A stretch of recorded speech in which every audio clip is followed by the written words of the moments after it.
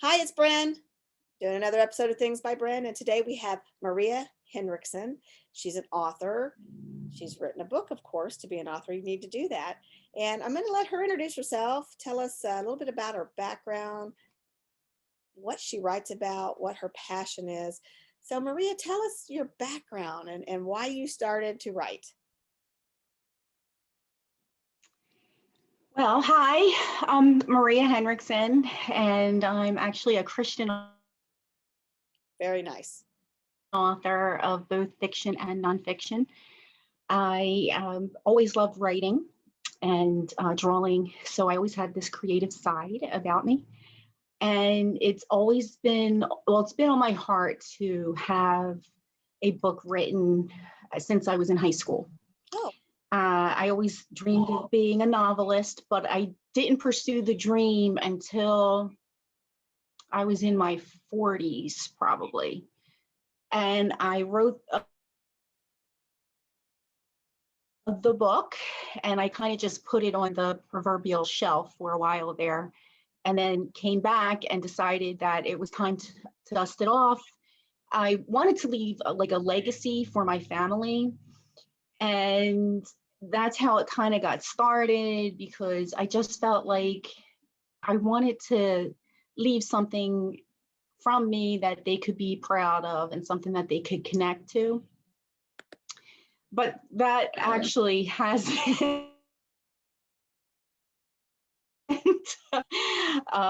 come about.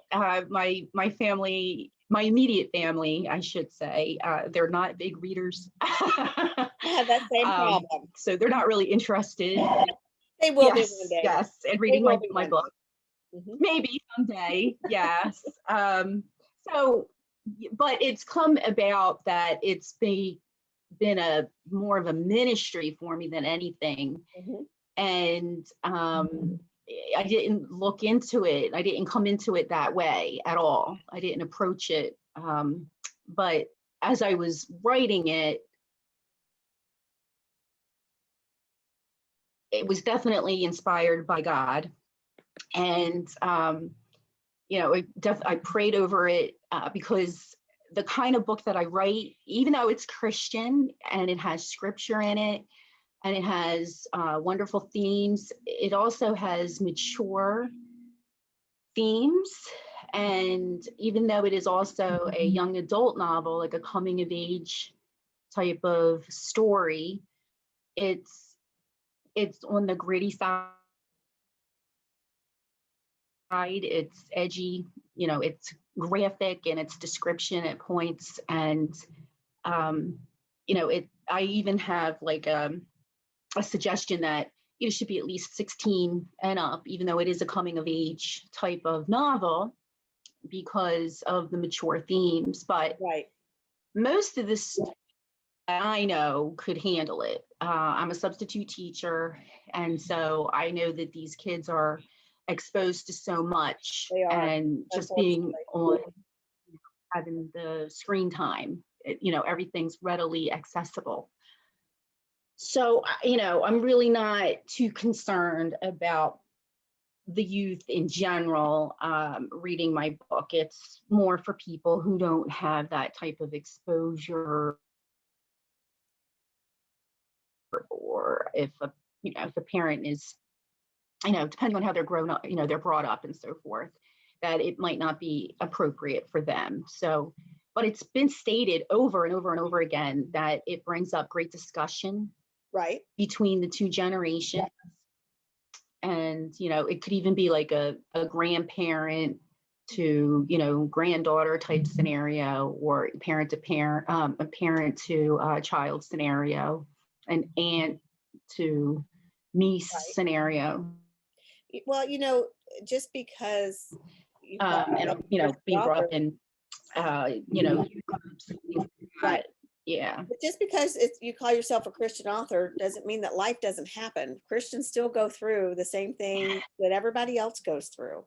And life Yes. continues, and it doesn't mean that it's a bed of roses. So, if the book's got some stuff in it, well, so does life. So does life. Mine, it's my books are not Christian books, but I don't have any language in them. I don't have things like that in them. But I have a book about a female serial killer. But there's not sex in it. There's not language in it. Now there's innuendos because life does happen, and one of the characters does hire a prostitute to frame somebody, but the sexual acts are not in there, if that makes any sense.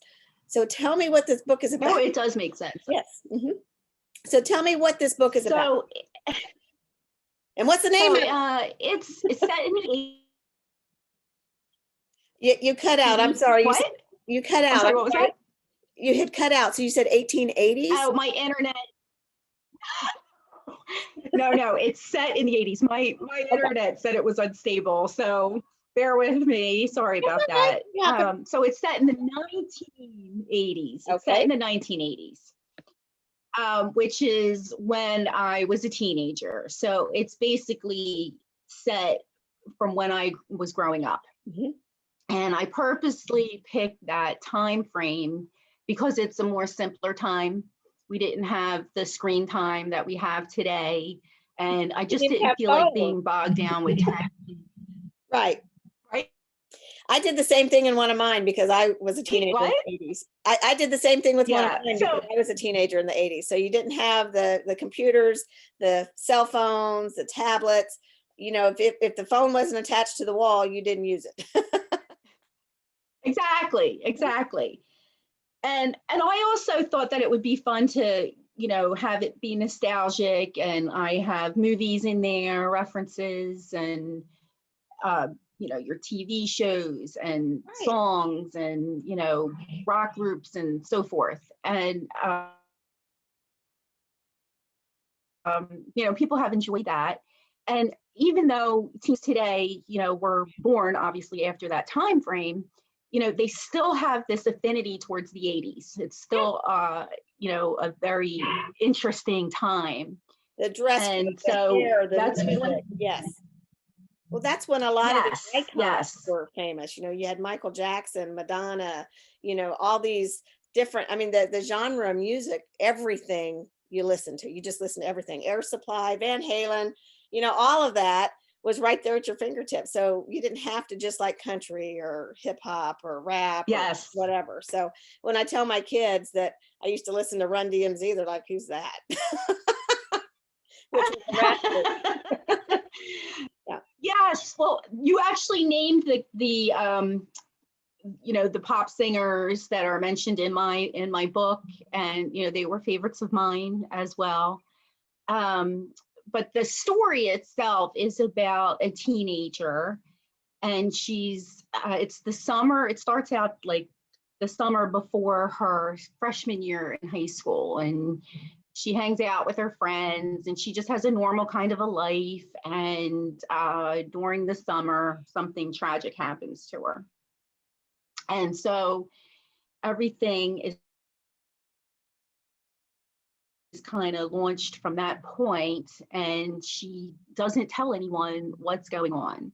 So she's just absolutely distraught, and she's trying to hold it together.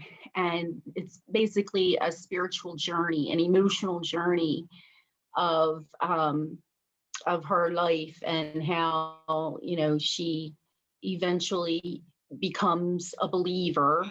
I'm not really giving too much away because it is a Christian book.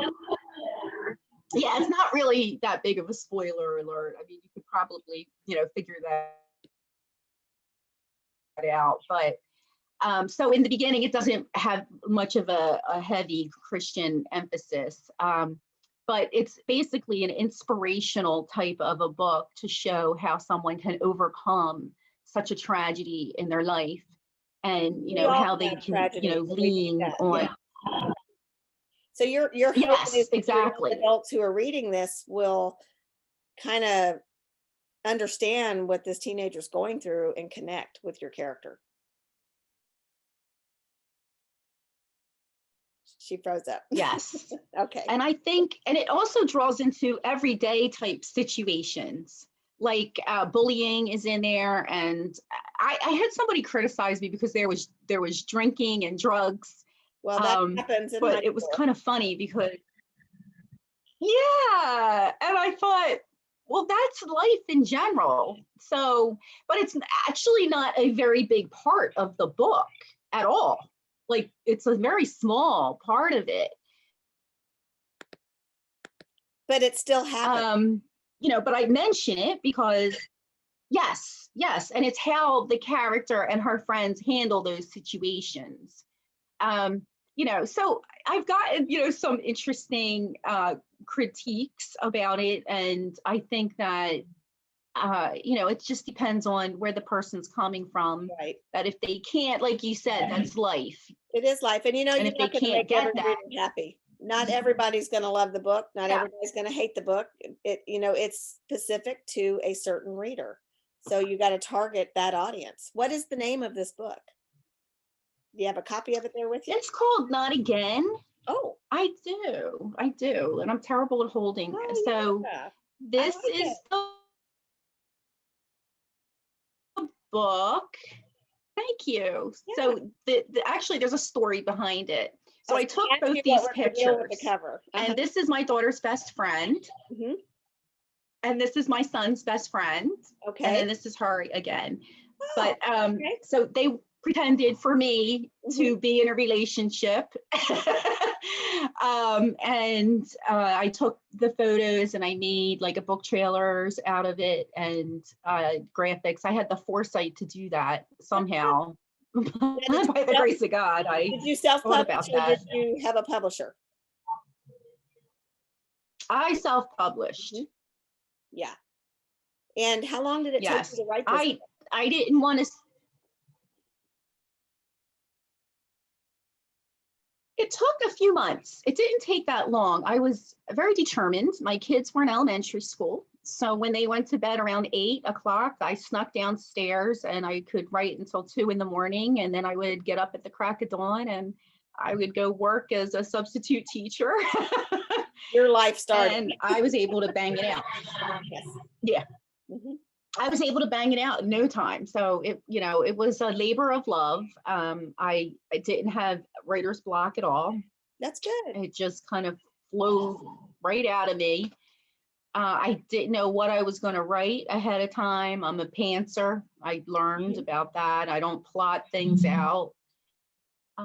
So I wasn't planning on writing a sequel, but as it turns out, the book ended up being longer than I realized. Oh, And I thought, okay, I found a spot where I could end it, and then I could again. use the rest as a launching pad for the sequel.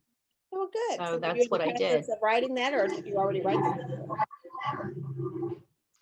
The sequel, actually, I was working on it today. I'm trying to do a final scene, and in the like rewrites of it, and that has been more like pulling teeth than the first one. A lot's happened. We had COVID, and Mhm. my kids graduated 2020, and then they went to college, and then each of them got COVID. Oh no.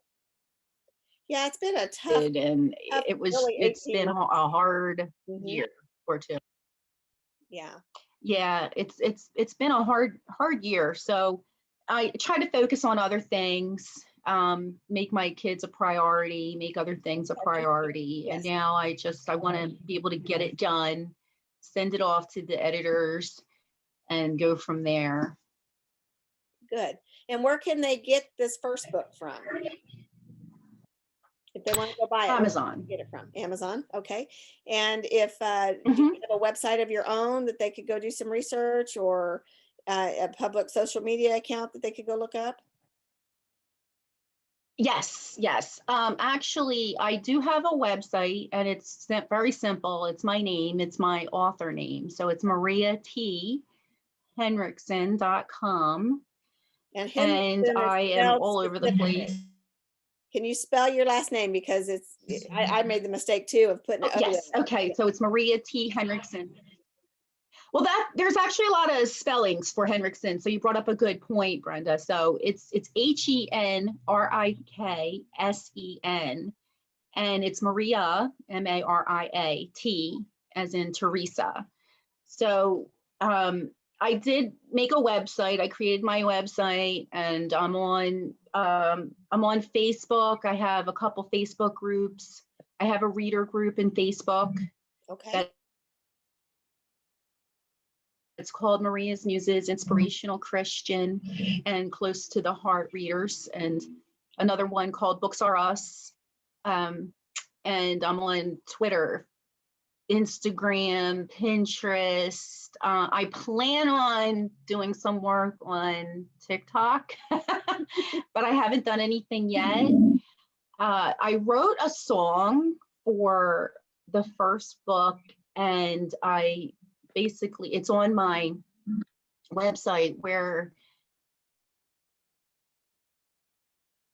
the tab for the book trailers are. I have 2 book trailers, and it's the same song on both of them. And so just the other night, I had the inspiration to write a song for the second book, and it's a very different song. The first one is sung by a teenager. I wrote it, and she wrote the bridge for it, and she put the music together, and it's a beautiful song. The second one hit me out of nowhere, just like the first one. And this is actually a rap song, and I plan on having a young male sing and produce that. Okay. So, And you wrote it, but you're not going to sing it. yes. You don't want me to sing it. Me either. Me either. My singing days are done. So that's just wonderful. I never had singing days.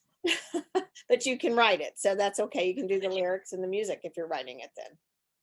Not everybody can sing, not everybody can write music, not everybody who can sing can write music, or vice versa. So it's a very special talent. It really is. Music is actually another language. It really is. So hold that book up one more time.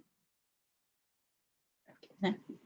And for those of you watching, this is Young Adult, Not Again, about a young girl that grew up in the 80s, who was in high school, going through life, going through everyday problems of a teenager, what they face that was happening back in the 80s. So go out, look this book up, look at her book trailer, see if it's something you want to purchase, go check her out on social media, and see if you want to get this book. How many pages is it? I think it's 364 pages. Okay.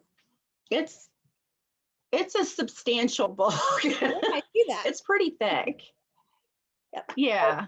It's a good read, but it's a clean read. It does touch on some things, but it's not very, very graphic on it. So you're not going to have the big sex scenes in it.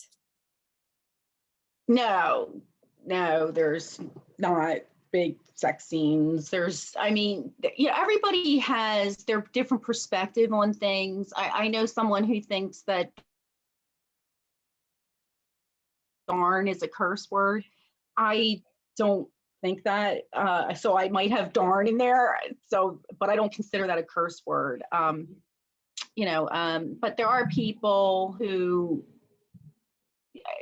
think that I think I might have a couple words, but I think they're even in the Bible, but they just think that they're not. It's not like super clean. But I do know people that would say definitely it's a clean book, and others say that it's not clean. It's too edgy. So it's just going to be. It is what it is. Absolutely, and you know what? A story does take its own path. They turn to develop into things that you really didn't know what was going to happen to begin with. So I really thank you for doing the interview. And for those of you out there, if you want to get in touch with her, look her up on Facebook, Twitter, Pinterest, all the sites that she said. Go to her website. I'm sure she's got a place where she can communicate with you somewhere. And then go buy the book. Go buy the book. Check us out on YouTube, Facebook. It'll be posted anywhere you need to. And if there's any other authors out there that would like to do an interview and get their stuff out so the public can see and hear about your book, please get in contact with me. Again, you can get through me with Facebook, Twitter, YouTube, any social media, pretty much, LinkedIn, Instagram. It's all out there. So come find me, come find Maria. and let's talk book. Thank you, Maria. I appreciate you joining our conversation, and I look forward to having another one with you soon on your next book. Oh, thank you, Brenda. Thanks for having me. I appreciate it. Yeah, you bet.